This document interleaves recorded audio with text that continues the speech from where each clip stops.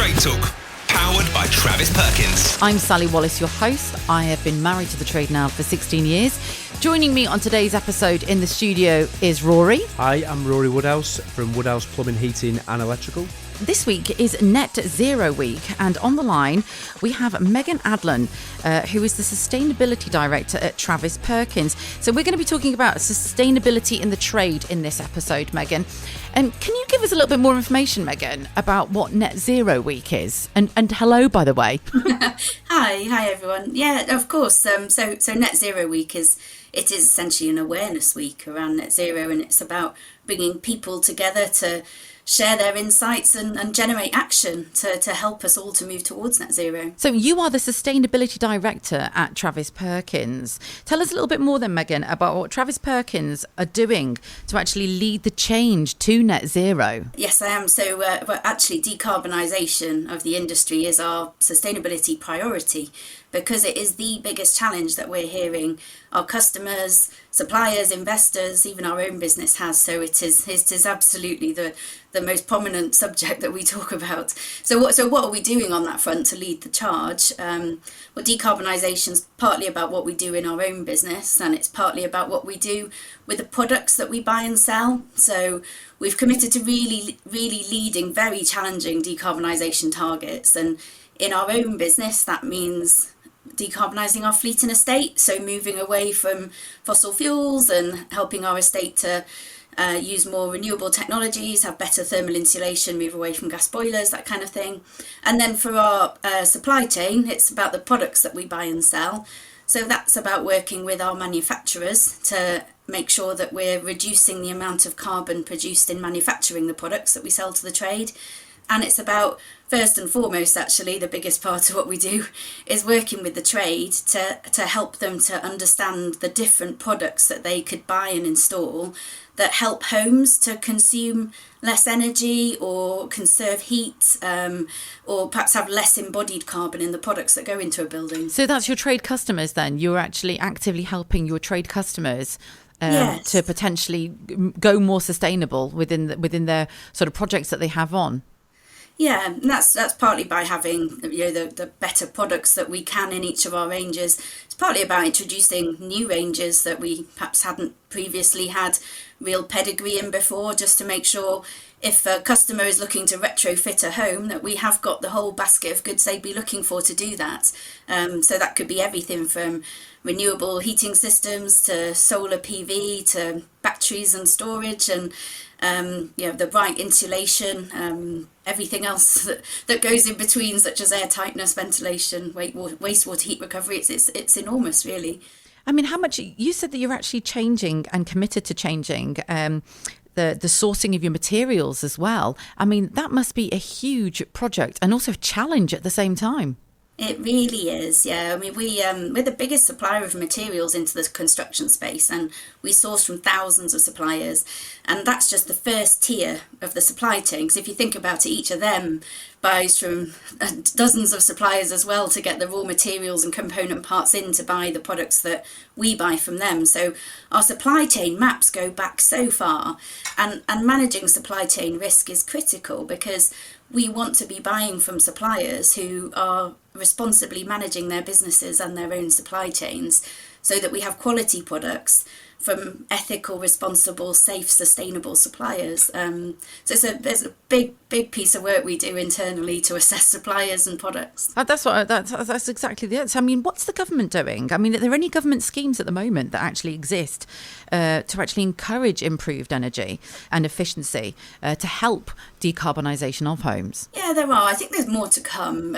But kind of existing ones at the moment would be Eco4, which is the latest iteration of the energy company obligation. It's essentially an energy efficiency scheme where you can secure a grant. It's particularly ring-fenced for properties in bands D to G for energy efficiency to bring them up to a better level.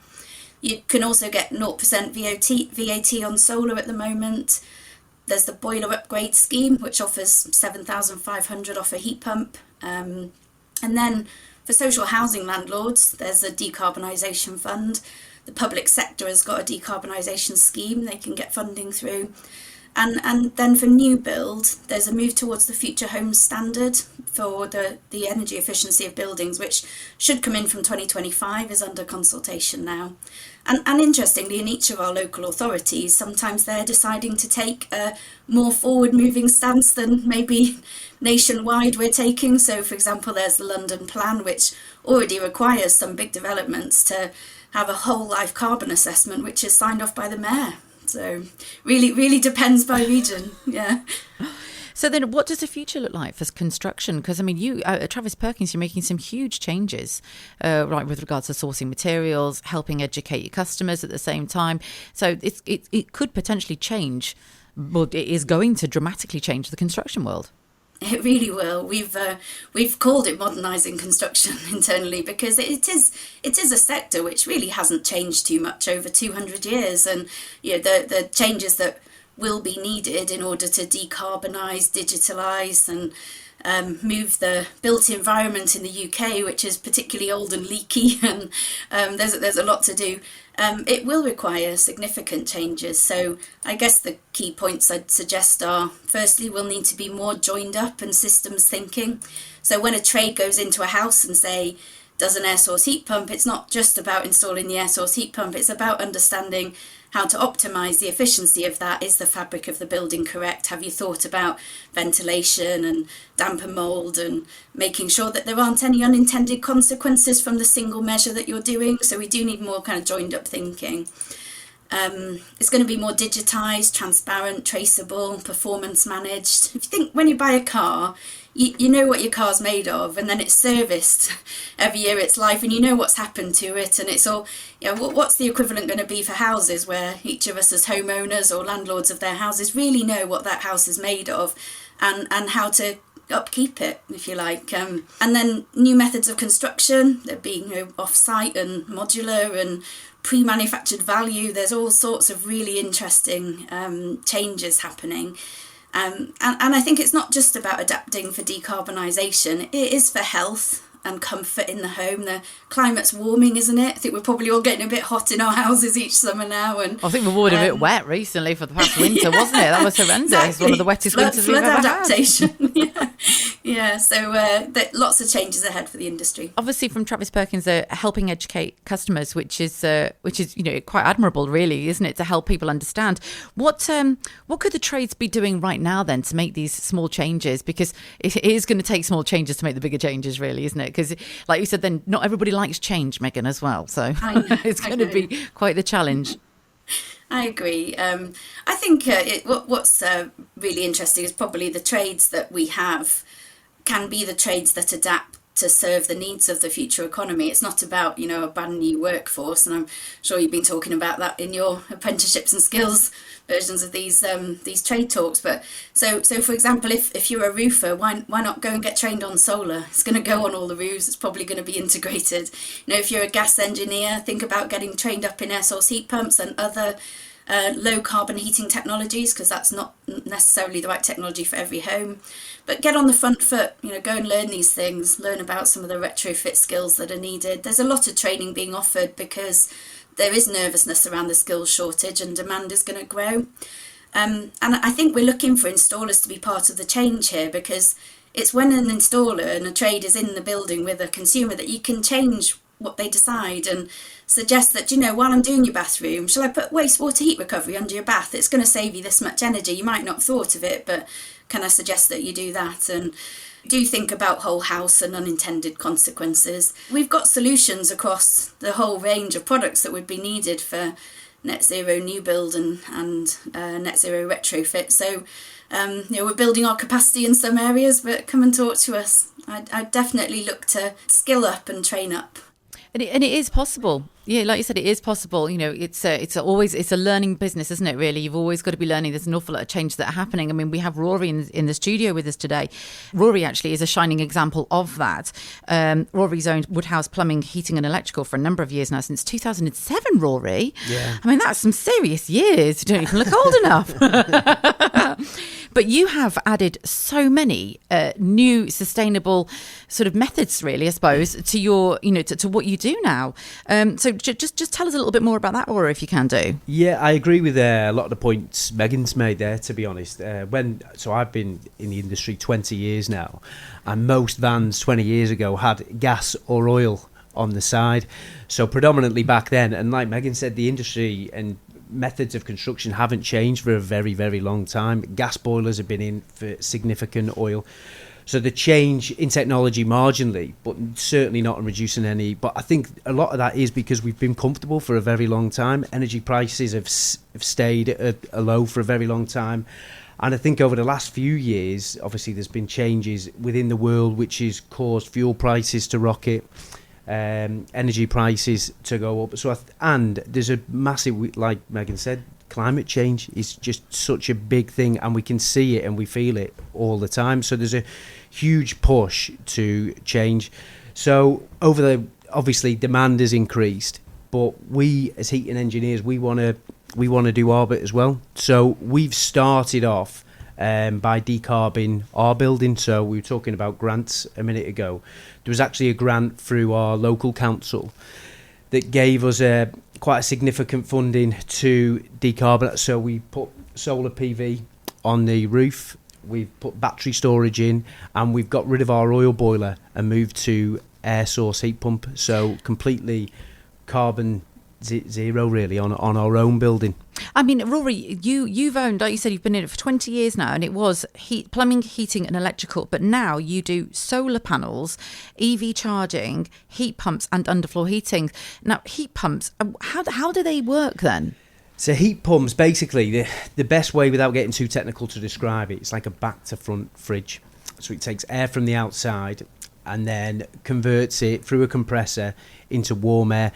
There is differences. It operates at a lower temperature than a gas boiler, and this is a point I would like to make. And I feel like with gas boilers, there was one size basically that fitted all, different sizes of boiler. But I think we need to be careful with the renewables, because I don't think that there is one size that fits all. The air source heat pump is working well at our office, but we've had to put underfloor heating in because it works at a lower operating temperature.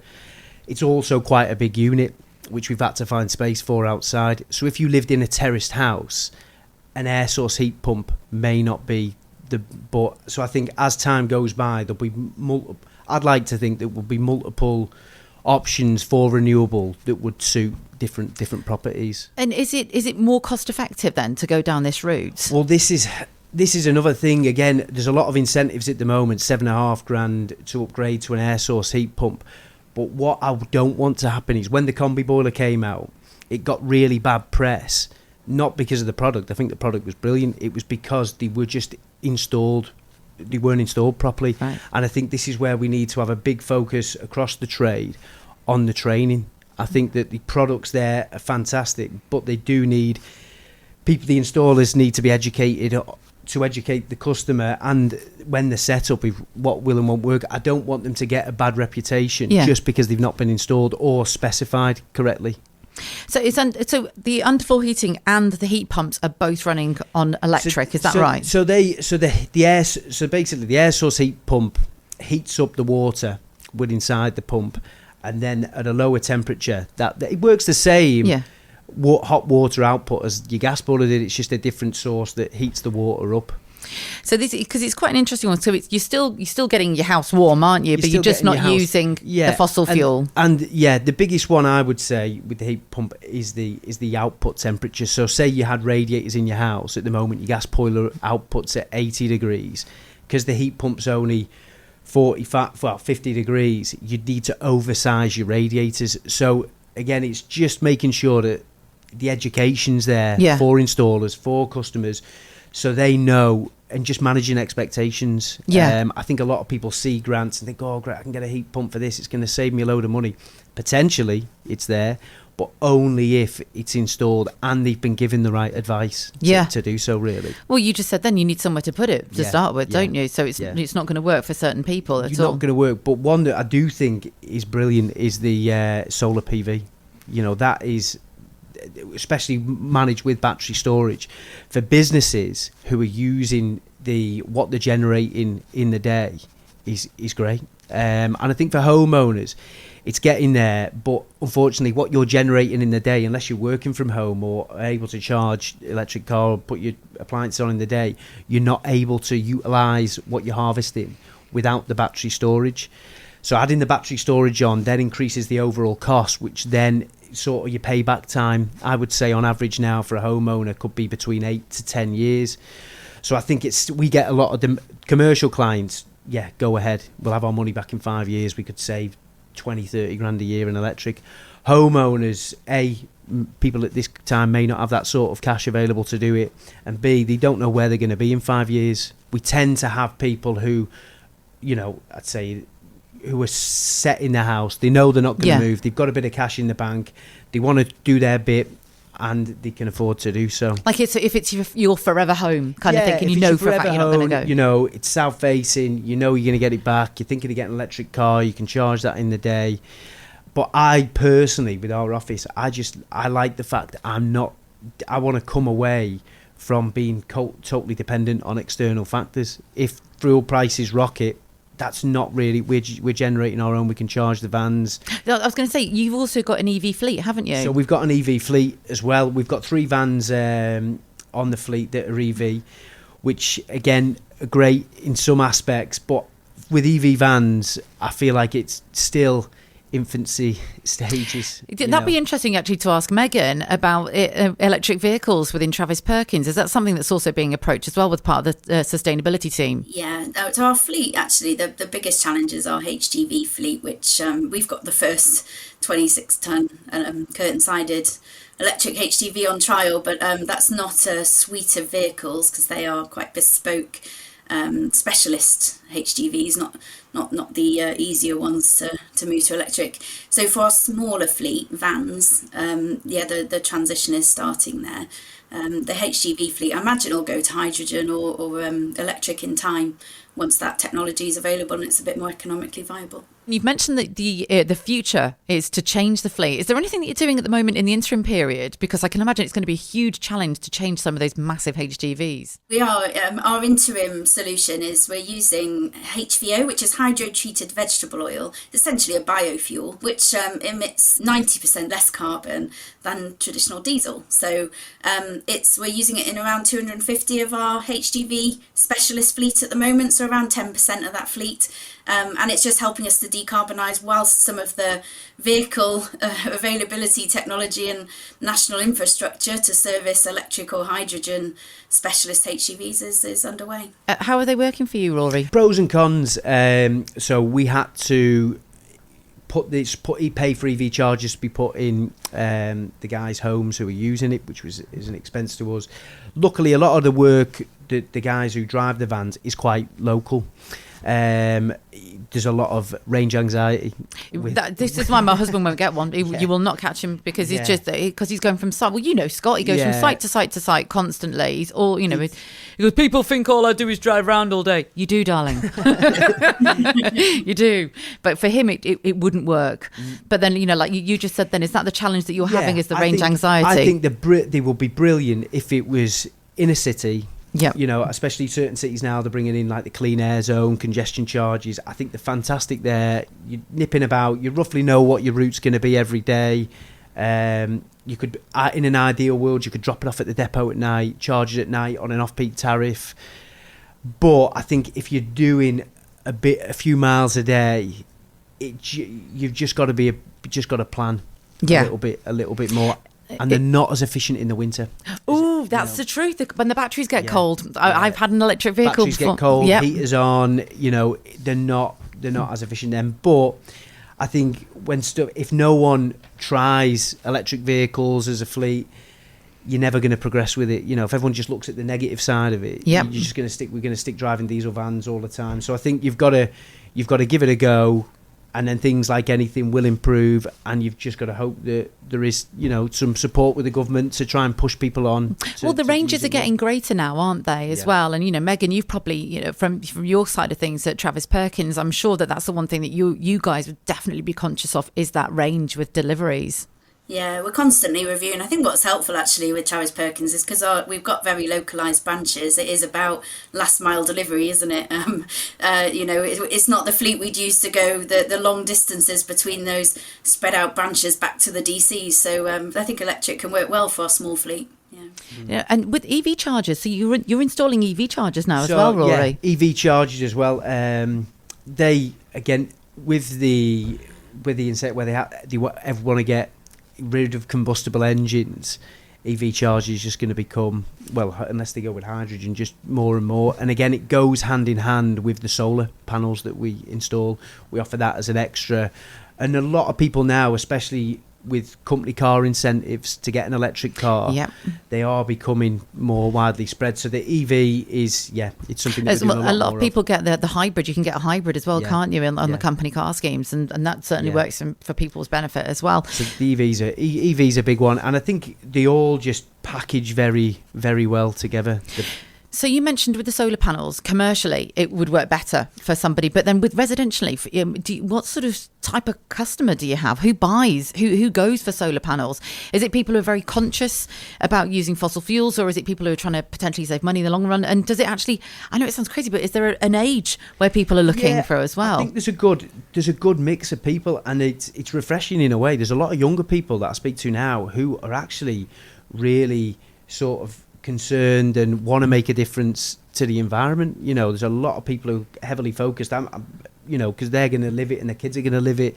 So if we don't make the changes today, then tomorrow's not going to look great. So there's a lot of people. I think the only thing that stops maybe the younger generation going with solar is just the cost. It's the outlay cost. A typical system could be, say, between 8 and 10k, and a lot of people, if you're just buying your first home, everything, it's a lot of money to sort of find. So for me personally, I would like to see, and I know there's incentives and I know things take time, new build properties having a lot more PV on them, air source heat pumps, underfloor heating.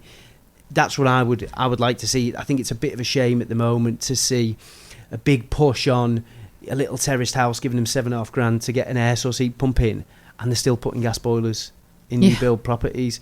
So that's but I know it's not as clean cut. I can sit here and say that there's a lot more plates spinning than that, but that's personally what I would like to see. But the people who tend to go for it domestically, from the customers in our experience, are people, let's say 45, 50 plus, in the forever home. They've got a great position for it, and then they're going to physically see the return on investment with it. They're not planning on moving, and they're doing the bit as well, which is great. And in the long run, it would actually work out more cost effective if they're staying there for the long term. Then, Thank you so much for joining us today. Thank you, Megan. I really appreciate your time. No, thank you. Thank you, Rory, as well. If you haven't already, make sure that you do listen back to previous episodes of the Travis Perkins podcast, Trade Talk. And also make sure that you keep listening, because we've got some great episodes to come in the near future. Thank you for your time, and we'll speak to you soon. Trade Talk, powered by Travis Perkins.